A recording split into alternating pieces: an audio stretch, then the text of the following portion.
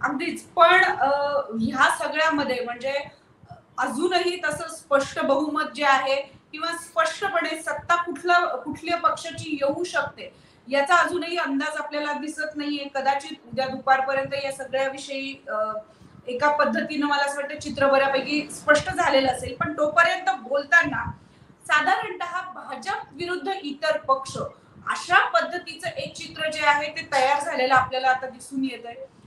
India alliance ज्याच्याबद्दल खूप बोललं जात होतं, अनेकदा असं सांगितलं जात होतं की कदाचित ही शाबूतच राहणार नाही, कारण इतके सगळे छोटे छोटे प्रादेशिक पक्ष एकत्र येऊन हे होऊ शकतं का, राष्ट्रीय पक्षही प्रादेशिक पक्षही, असं बोललं जात होतं. मात्र यामध्ये विरोधकांची रणनीती ही मोदी नको अशाच पद्धतीची होती का, की भाजपला विरोध म्हणून या अलायन्सची स्थापना झाली आहे, असं तुला वाटतंय?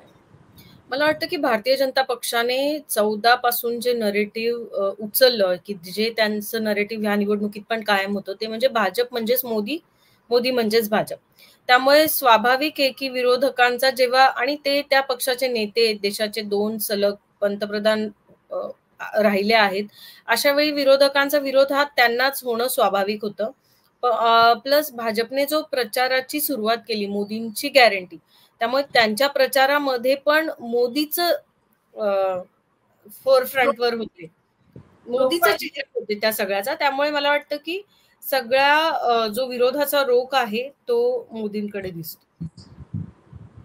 अगदीच आपण बघतोय की यामध्ये म्हणजे प्रत्येक पक्षाच्या म्हणजे भाजपच्या विरोधात जेव्हा कुठल्या तरी पोस्ट व्हायरल होत होत्या, निवडणुकांमध्ये बोललं जात होतं, खास करून सोशल मीडियावर, तिथे प्रत्येक ठिकाणी फेस जो आहे तो मोदींचाच वापरला जात होता. कारण भाजपमध्येही त्यांच्या पॉलिसी बद्दल जेव्हा बोलताना मोदींचाच चेहरा वापरला जात होता. त्यामुळे मोदींनाच विरोध साधारण असं दिसत असल्यामुळे आता मोदीच नको अशा पद्धतीने ही निवडणूक झाली, की भाजपला पराभूत करायचं म्हणून ही निवडणूक झाली.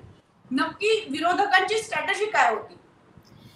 मला ना या म्हणजे खरं तर याच्यावर अजून एवढी चर्चा झालेली नाही, किंवा आता तू विचारेपर्यंत मी एवढा विचार केला नव्हता. पण मला वाटतं की मोदी हे मोटिवेशन राहिले भाजपच्या केडरचं पण. आणि म्हणजे मी प्रचारादरम्यान पण हा मुद्दा मांडला होता की म्हणजे मोदींच्या खूप सभा होत आहेत महाराष्ट्रात, त्यांना विश्वास नाहीये, असं सगळं मांडलं जात होतं.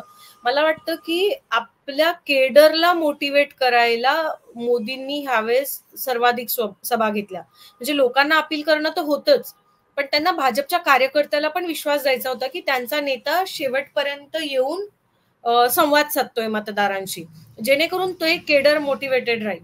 आणि पक्षाचा विस्तार इतका वाढलाय मागच्या 10 वर्षांमध्ये, त्यामुळे मला वाटतं की ही रचना टिकवून ठेवणं ही त्यांची अपरिहार्यता आहे भाजपची.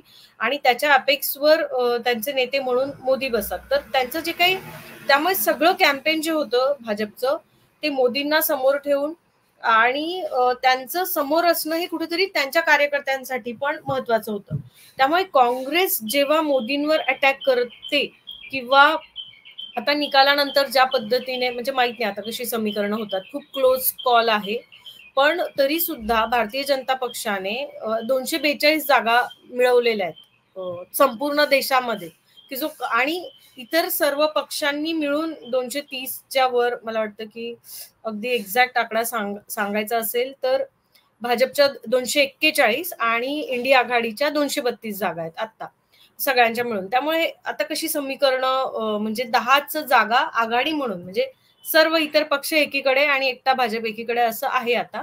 सो नक्कीच त्यांना हे कळत होतं विरोधकांना की मोदींचं खच्चीकरण आपण करू शकलो तर भाजपचं खच्चीकरण करता येणं सोपं आहे. मोदींनी किमान प्रचारानंतर किंवा इव्हन कालही निकाल आल्यानंतर आपलं खच्चीकरण झालंय असं दाखवलेलं नाहीये. त्यामुळे मला वाटतं की पार्टीची रचना समजून घ्यायला पाहिजे, की जी आपल्याला ह्या तुझ्या या प्रश्नाचं उत्तर देताना प्रिसाइजली, की मोदी कमी झाले तर भाजपचं काय होईल, ही भीती वाढवण्याचा म्हणजे आताही प्रयत्न होताच. त्यांना जे यश आलेलं आहे विरोधकांना, मला वाटतं की हे अजून अँप्लिफाय करण्याचा प्रयत्न करून अजून भाजपला डिमोटिवेट करण्याचा प्रयत्न अधिक केला जाईल आता ह्या काळामध्ये, म्हणजे इथून पुढे.